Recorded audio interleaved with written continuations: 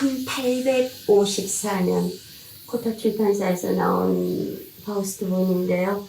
세기의 판본이라고 불립니다. 금박과 금장들도 놀랍지만은 네, 안녕하세요. 파우스트 이야기를 해달라네요. 파우스트는 대부분 이름 아시고 어쩌면 책도 있으시고 한 번쯤 읽어보려고 그랬던 책이지만은 다 읽은 사람은 참으로 찾아보기 어려운 방대한 책입니다. 그럴 수밖에 없는 것이 일단 작가가 60년을 썼다는 것이 압도적이기도 하고, 그리고 형식이 일단 드라마여서 연극 대본이지요. 그러니까 연극 대본을 소설하고는 달리 혼자 읽자면 조금 어려움이 있습니다. 그러나 역을 나누어서 같이 읽으면 정말 재미있고요. 그리고 무엇보다 중요한 것은 연극이지만 희곡이지만은 그 희곡이 한 줄 한 줄이 완벽한 시행이어서, 아주 다듬어진 시행이어서, 시이면서 동시에 드라마여서 그 특성이 그냥 술술술술 익힌다기보다는 주옥 같은 구절들이 박혀있는 이런 구조입니다. 네, 파우스트 하면은 먼저 무거운 책을 조금 들어볼 수밖에 없는데요. 예, 굉장히 무겁습니다. 예, 이게 무슨 책인가 하면 괴테가 60년을 쓰고 1831년 8월 82세일 때 이제는 드디어 마지막이다 하고 쓴 최종 청서본의 영인본입니다. 그래서 그 마지막에 필사본, 정말 마지막이다 하고 쓴 글이거든요. 그러나 60년을 쓰고도 당대에 이해받지 못하리라고 생각하고 이렇게 봉인을 해서 장롱에 넣었습니다. 그리고 나서 그 다음에 1832년 정월에 다시 꺼내서 또 고쳤습니다. 그리고 3월 22일 날 죽는데요. 이 영인본이 좋은 글씨도 보여주지만은 이렇게 그 정월에 1832년 정월에 꺼내서 다시 고친 것을 이렇게 그대로 재현을 했어요. 그래서 괴테도 대단하지만 이런 것을 그대로 재현해서 만드는 이 후손들도 정말 대단해서 여러분들께 꼭 보여드리고 싶은 책입니다. 그리고 이게 한 권이고, 아무리 정교해도, 아무리 글씨를 잘 써도 또 손으로 쓴 걸 읽기 어렵잖아요. 그래서 인쇄체로 쓴 걸 한 권 더 만들었습니다. 그런데 이 인쇄체본이 어떤가 하면은 이런 우리가 아는 로마자 글씨인데요. 글씨들이 자세히 보면 별로 예쁘지를 않아요. 그리고 글씨체가 다양해요. 왜 한 책에 이렇게 다양한 글씨체가 있을까 싶은데 이게 대조표입니다. 그러니까 어떤 글씨체는 몇 년도에 고쳐지고 이거예요. 파우스트는 드라마이기도 하지만 시행이라고 그랬죠. 12,111행의 정교한 시입니다. 어떤 행은 한 행을 10번씩 고쳐 쓰고 했어요. 그래서 이걸 이렇게 대보면은 이 글씨체는, 여기는 이 단어는 몇 년도에 이렇게 썼다가 몇 년도에 이렇게 고쳤구나, 이런 것이 다 보입니다. 정말 그 작품도 공들였지만은 그것을 또 지켜가는 후손들의 이런 노력도 참 놀라워서요, 보여드리고 싶은 책입니다. 아무리 인쇄체로 정교하게 됐어도 또 우리 그냥 독일어로 읽을 수는 없지요. 그래서 저는 1974년부터 읽은 제 파우스트입니다. 40년쯤 읽고요. 그 다음에 번역을 시작을 했는데, 번역할 때는 이 책을 쓸 수가 없어서 다른 책을 가지고 했는데 그것 역시 매우 낡았습니다. 번역이 그렇게 많은데 왜 번역을 또 할까? 그런 생각 들 수 있는데 파우스트는 뭐 세계문학 전집에 빠질 수 없는 책이고 해서 첫 번역처럼 하고 싶었습니다. 그 사이에 여러 번역이 있었지만은 또 기존의 것을 조금씩 참조하고 그 당연하죠. 그러다 보니까 조금 다 비슷해지고 그 원류에는 좀 아직도 일어 중역이 좀 남아있는 것 같고 해서 좀 새로운 번역해보고 싶어서요. 그래서 번역할 때는 기존의 것들은 일단 보지 않았습니다. 그리고 무엇보다도 파우스트는 말씀드린 대로 12,111행의 정교한 운문입니다. 시거든요. 그래서 시를 그대로 재현할 수는 없지만은 그래도 조금 시답게 느껴지도록 그렇게 번역을 하고 싶었어요. 네, 왜 운문처럼 번역하고 싶어 해야 될 것만 같았는가 하면은 파우스트는 방대한 이야기지만은 1부는 작은 세계이고 2부는 거의 3천여 년을 아우른다고 하는데 가장 아마 2부에서 두드러진 제일 극적인 장면이 파우스트가 미의 대명사인 헬레나를 만나는 장면인데 헬레나가 처음 등장해서는 그리스의 인물이기 때문에 그리스 운율로 쭉 얘기를 해요. 그러다가 그 파우스트의 성에 와서 거기 그 신하가 하는 독일어 이야기를 들으면서 어떻게 하면 말해주세요. 어떻게 하면 나도 저렇게 아름답게 말할 수 있나요? 하면서 그 운율에 귀를 기울이면서 헬레나의 말이 고대 그리스 운율에서 독일어 운율로 넘어가는 것이 두 사람의 만남의 절정을 보여주는 이런 특별한 장면도 있고요. 전체가 정말 시의 운율의 보고라고 할 수 있습니다. 그래서 어떤 부분들은 노래처럼 아주 짧게 되어 있는 부분도 있고 길기도 하고 물론 가군도 여러 가지로 맞추어져 있습니다. 그래서 그런 것을 조금이나마 예를 들면 파우스트가 그 답답한 서재에 있다가 드디어 바깥으로 나가는 장면이 있는데 원어가 이렇습니다. Aus niedriger Häuser dumpeln Gemächen, aus Handwerks und Gewächs bewandern, aus dem Druck von Giebeln und Dächern, aus der Straße quietschender Enge, aus der Kirchen ehrwürdiger Nacht. 들리시죠? 아우스 아우스 아우스 아우스 이렇게 시작돼 나가는데 아우스는 아웃입니다. 떨쳐나가는 그런 걸 좀 보여주고 싶어서 예를 들면 번역을 이렇게 했습니다. 답답한 방들이 들어찬 낮은 집을 떨치고 수공업과 영업의 끈을 떨치고 박공과 지붕의 짓누름을 떨치고 쥐어짜는 듯 비좁은 거리들을 떨치고 교회의 근엄한 어둠을 떨치고 이렇게 조금 떨치고가 바로 아우스는 아닙니다만 그런 것 좀 살려주고 싶어 했고요. 예를 들면 춤추고 노래하는 장면에서 의성어는 그대로 옮겨 쓰면 되지요.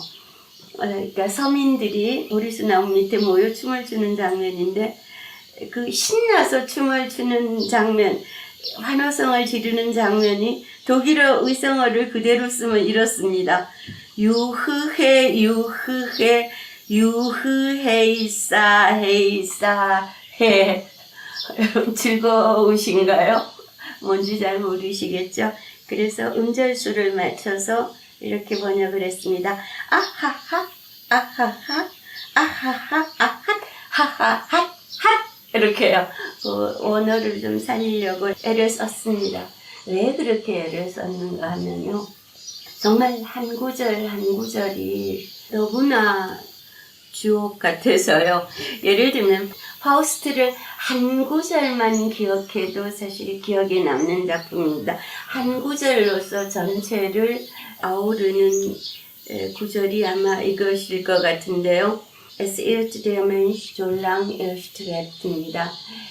인간은 지향이 있는 한 방황한다. 제가 이렇게 새롭게 번역했는데요. 종래에는 인간은 노력하는 한 방황한다. 이런 문장이었습니다. 예, 슈트레벤이라는 동사가 들어있는데 노력하다는 우리가 노력한다 그러면 좀 땀 냄새가 많이 나서 노력하는 한 방황한다. 그것을 오랜 고심 끝에 지향이 있는 한 방황한다로 고쳤습니다. 많이 의논하고 고심해서요. 슈트레벤이라는 단어 자체가 일로 매진의 뜻이 있습니다. 그러나 또한 식물이 햇빛을 향하는 것도 슈트레벤이고 탑이 하늘로 치솟는 것도 슈트레벤이거든요. 이 어떤 솟구침, 자기가 알든 모르든 솟구쳐 나오는 내면의 솟구침이 들어있어서 그렇게 바꾸었는데요. 문장이 비문입니다. 생각해 보십시오. 지향이 있는 한 방황한다. 지향이 있다는 건 갈 곳이 있다는 얘기잖아요. 갈 곳이 있는데 방황한다. 말이 안 되는 거죠. 비문인데 그러나 다시 생각해 보면은 방황하지 않는 사람이 세상에 어디 있겠습니까? 그런데 그 방황이 바로 갈 곳이 있기 때문이란 얘기이기도 한 거죠. 그래서 지금 좀 방황하더라도 언젠가는 좋은 곳에 닿을 거야 이런 어떤 편안한 말을 쓸 수도 있겠습니다만은 이 비문이 주는 위로가 참 큽니다. 인간은 지향이 있는 한 방황한다. 정말 인간의 한 특징이기도 하고요. 나의 상황이기도 하고 그렇습니다. 이 문장을 뒤에다 실었는데요. 조금 더 구현을 하는 문장이 하나 더 있어요. 조금 더 긴데 역시 비문입니다. 어두운 충동에 사로잡힌 선한 인간은 바른 길을 잘 의식하고 있다. 문장이 어색해요. 어두운 충동에 사로잡힌 선한 인간은 바른 길을 잘 의식하고 있다. 어두운 충동에 사로잡힌 선한 인간. 어두운 충동에 사로잡힌 사람을 우리는 선한 인간이라고 부르지 않죠. 선한 사람이 있고 악한 사람이 있고 좋은 친구가 있고 나쁜 친구가 있고 이렇게 가르는데 어두운 충동에 사로잡혀서 지금 어딘가를 헤매지라도 그 안에 있는 선의 뿌리, 선근을 보는 것이죠. 인간에 대한 굉장히 깊은 시선입니다. 어두운 충동에 사로잡힌 선한 인간은 그것만 해도 매우 포용적인데 다시 단언하듯이 바른 길을 잘 의식하고 있다라고 합니다. 굉장한 격려가 담겨 있습니다. 이 문장의 번역은 어쩌면 비난을 받을 수도 있는 직역입니다. 조금 말을 편안하게 하시고 싶어 하시는 분들은 이렇게 번역하실 것입니다. 선한 인간은 어두운 충동에 사로잡혀 있더라도 바른 길을 잘 의식하고 있다. 이렇게 번역하고 싶어 하실 거예요. 그러면 부드럽습니다.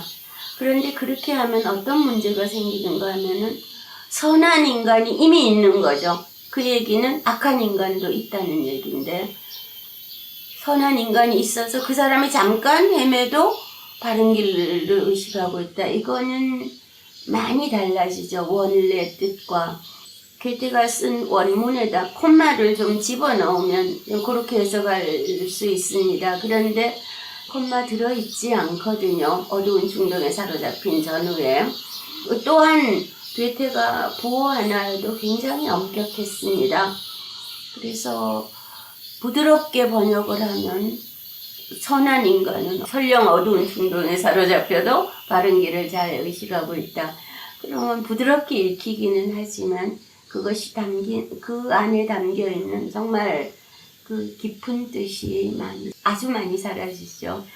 그래서 이 한 구절 한 구절들이 무게감이 상당히 큽니다. 그래서 사실은 파우스트를 이렇게 표시만 보시고 사실 인간은 지향이 있는 한 방황한다. 그 한 문장만 기억하셔도 어쩌면 파우스트의 전체를 다 읽으신 겁니다. 한 문장 지금 그 뒷문장을 더 보충을 한다면 더더욱 그렇고요. 그런데 그 학문이나 뭐 모든 율법이나 철학이나 이런 모든 것은 어떤 보편적인 이야기를 하나의 공리로 도출을 합니다. 그런데 문학 작품은 거꾸로예요. 어떤 공리가 될 수 있는 걸 다시 여러 가지 인간적인 슬프고 기쁘고 시고 달고 여러 가지 맛이 나는 이야기로 늘어놓는 것이 문학이거든요. 그래서 늘 복숭아 씨에 비교하곤 합니다. 복숭아 씨 같은 문장이에요. 이 문장은. 그러나 우리는 그 복숭아 살의 여러 맛을 즐겁게 맛보는 것이지요. 그런 어쩌면 펼치지도 않고 요것만 보고도 많은 것이 우리 마음속에 남아있을 수 있는 책입니다. 그런데 막상 펼쳐보면은 제가 앞에 해제를 좀 먼저 넣었습니다. 파우스트 뭔지 중압감이 커서 이걸 어떻게 읽어야 되나 이런 생각이 많이 드시는 것 같아서 설명을 먼저 넣었는데요. 뭐 예를 들면은 60년을 썼다고 해서 괴테가 뭐 60년 플랜을 세워서 착착착착 써간 건 아니고요. 한 인생의 4시기 정도에 집중해서 썼습니다. 1972, 3년 그러니까 한 22세 됐을 나이에서 그때 한참 쓰고 나중에 발말에 왔다가 다시 11년 뒤에 이탈리아로 가서 이탈리아 여행을 할 때 그때 또 많이 쓰고 돌아와서 쉴러를 만났을 때 많이 쓰고 그 운명 전에 말년에 많이 쓰고 있는데요. 큰 플랜은 있었지만은 언제나 그 시기에 절실한 걸 썼습니다. 젊은 시절에는 그 시기에 자기가 생각했던 어떤 절실한 문제를 담아서 몇 신을 쓰고 중년기에는 중년에 절실했던 걸 담아 쓰고 장년기에는 장년에 절실했던 걸 담아 쓰고 노년기에는 마지막으로 그 모든 것을 아우르는 그 전체 이음매를 만들어가고 이런 과정입니다.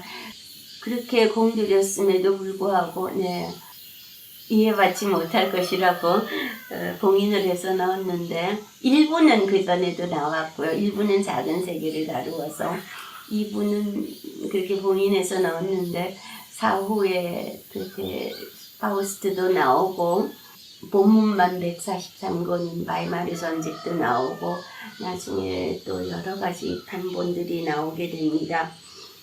그런 오랜 정말 굉장히 큰 건축물이죠. 오래 두고 지은 건축물이어서 전체 구성이 얼른 보이지가 않습니다. 그래서 제가 나름 공들여서 전체 도표를 하나 만들었는데요. 대개 어떤 구성으로 이 대작이 이루어졌는가를 좀 아시면 좋을 것 같아서 그래서 전체가 검은 선은 책이 끝나는 것이고요.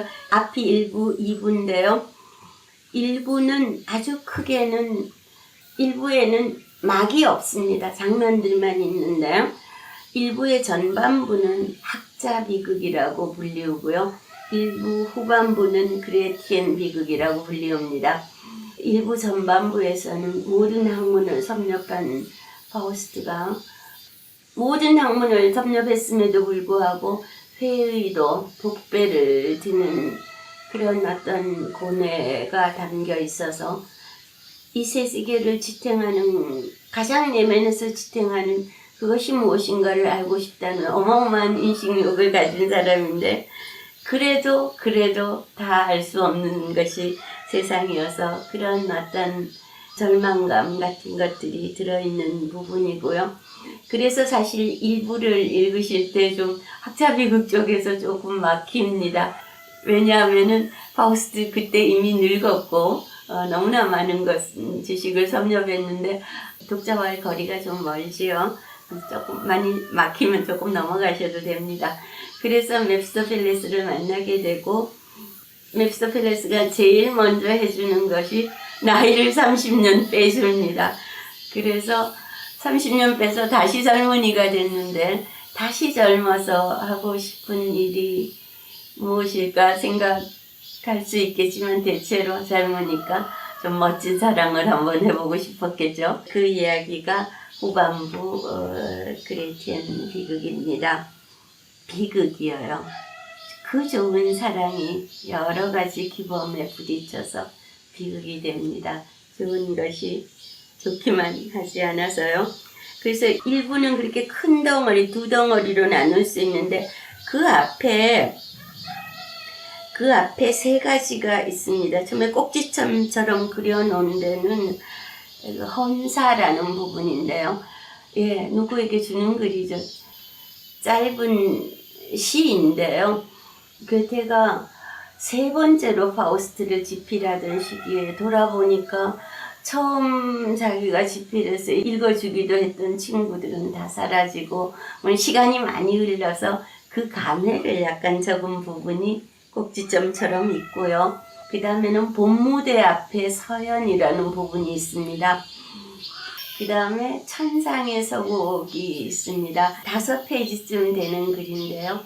여기에 아까 그 인간은 지향이 있는 한 방황한다 하고 어두운 충동에 사로잡힌 선한 인간은 바른 길을 잘 의식하고 있다라는 한 문장, 어쩌면 두 문장이면 파우스트의 근본 그 골조는 벌써 파악한 거라고 말씀드렸는데 그 구절이 들어있는 것입니다. 한 5페이지 정도만 파우스트를 읽어보실 생각이 있다면 이 부분을 읽으시면 됩니다. 천상의 서곡입니다.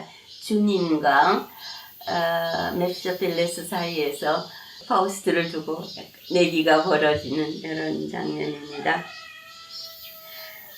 그 다음에 학자 비극 말씀드렸고 학자 비극이 절반이고 그 뒤에 그레티엔 비극이 있는데 감옥 장면을 따로 표시를 한 것은 그레티엔 비극의 마지막 감옥 장면이 참으로 애절해서 광녀가 된 그레티엔이 정신이 들락날락하면서 그러면서도 모든 것을 잘 아는 파우스트보다도 훨씬 더 자신에게 주어진 것을 잘 파악하는 그리고 영아 살해녀 낳은 아이를 죽인 여자가 된 그레텐의 비극이 모여있는 곳이어서 그냥 표시를 했습니다.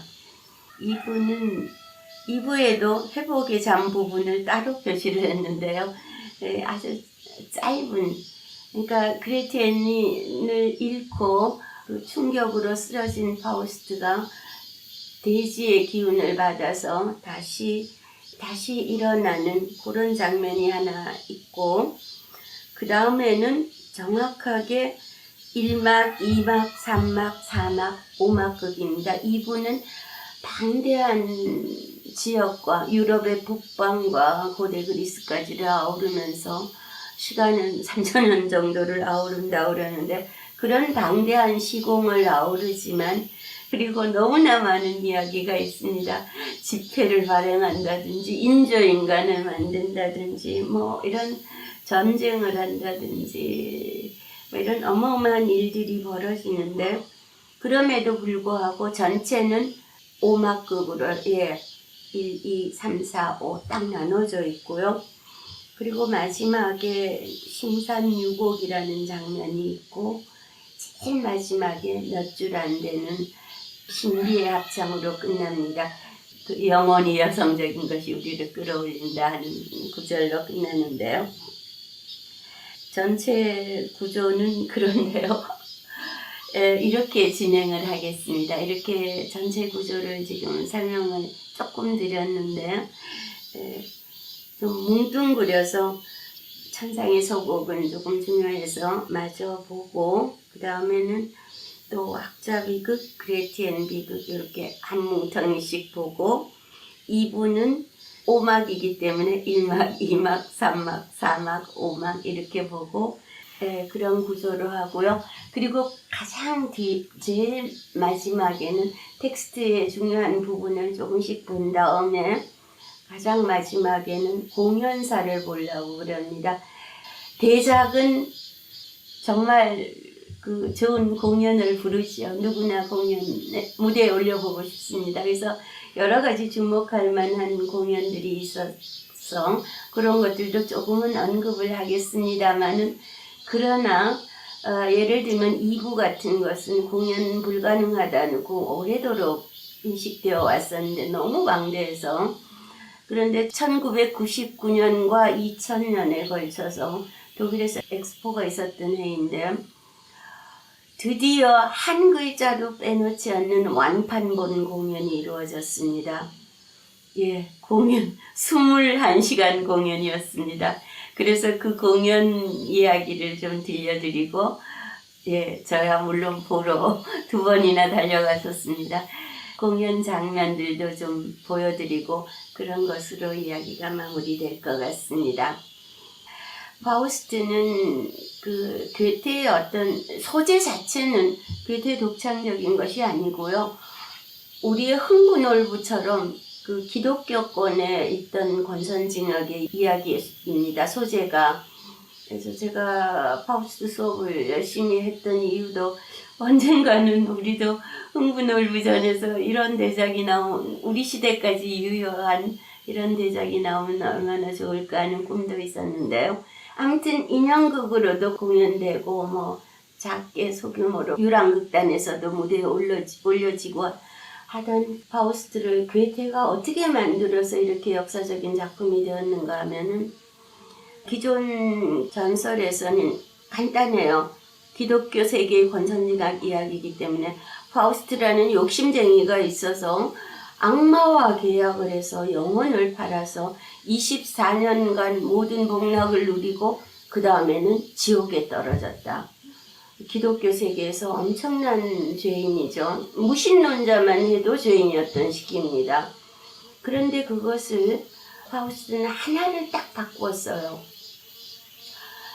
24년간 모든 것을 누리고 지옥에 떨어지는 것이 아니고 스톱할 때까지 메피스토펠레스가 파우스트에게가 원하는 걸 해줘야 돼요. 좀 더 정확하게는 멈춰라 순간이여 너 참 아름답구나 할 때까지요. 그런데 그게 쉽게 나오겠어요. 우리도 멈추고 싶은 잡아두고 싶은 순간들을 열심히 사진을 찍곤 하지만은 그러나 또 찍고 또 찍고 또 찍을 일들이 많지요. 그래서 파우스트가 이렇게 길어졌습니다. 그리고 또 하나의 요소는 메피스토펠레스의 선정인데요. 아까 이 구절 자체에서 어두운 충동에 사로잡힌 선한 인간, 이런 인간에 대한 복합적인 정의가 있었는데 메피스토펠레스는 그저 악마가 아니에요. 메피스토펠레스라는 이름, 기나긴 이름 자체가 메피스토펠레스입니다. 파괴자와 거짓말쟁이라는 히브리어를 합친 단어라고 하는데요. 너 천사, 나 악마 이런 이분법이 아니고 내 안에 있는 부정하는 정신입니다. 내 안에 있는 어떤 꼬여있는 부분.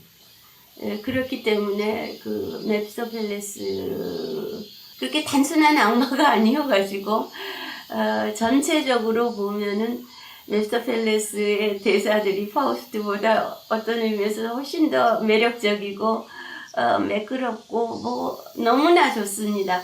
메피스토펠레스에게는 결정적으로 빠져있는 게 있어요. 사랑이 없습니다. 그래서 그런 그 현대적인 장치들을 집어넣음으로 해서 파우스트가 쓰였던 시대보다도 더 우리 시대에 유효한 이런 작품이 되게 했는데요. 예, 그런 조금 긴 사전 지식을 정리하고 천장의 서곡을 한번 펼쳐보죠.